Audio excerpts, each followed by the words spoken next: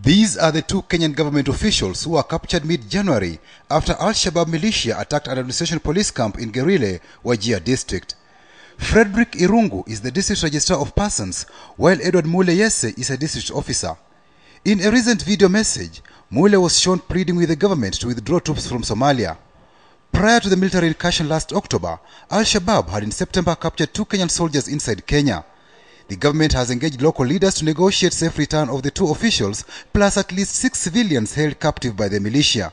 We will never negotiate with a criminal organization as KDF.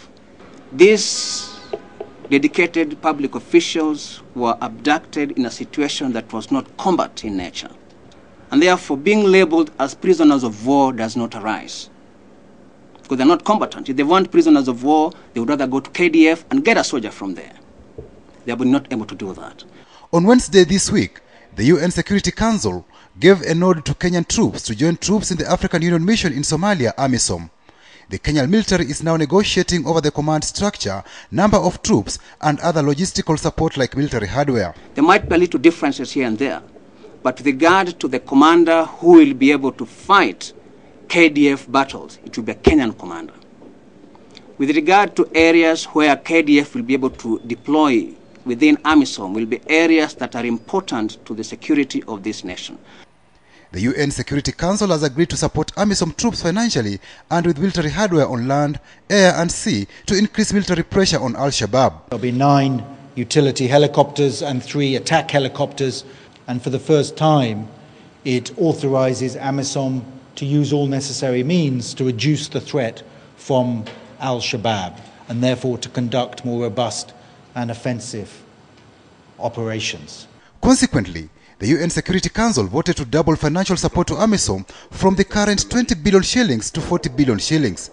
It has also directed the leadership of the transitional federal government to end the political transition by August. The UN has also banned the export of charcoal from Somalia, which was one of the main sources of funding for Al-Shabaab. As the UN piles pressure on Al-Shabaab, Kenya military is satisfied with its joint operation with the transitional federal troops, especially having flushed out Al-Shabaab from its strongholds. Now, Rwanda and Burundi put together is about 51,000 square kilometers. Now, we are talking about 95,000 square kilometers in 126 days. Why am I saying this? Because we are not the first powers to operate in Somalia. We know there have been others before.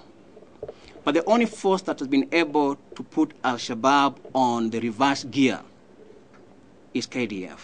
The military says intelligence reports indicate Al-Shabaab foreign fighters are headed to Kismayu in a desperate attempt to flee the country.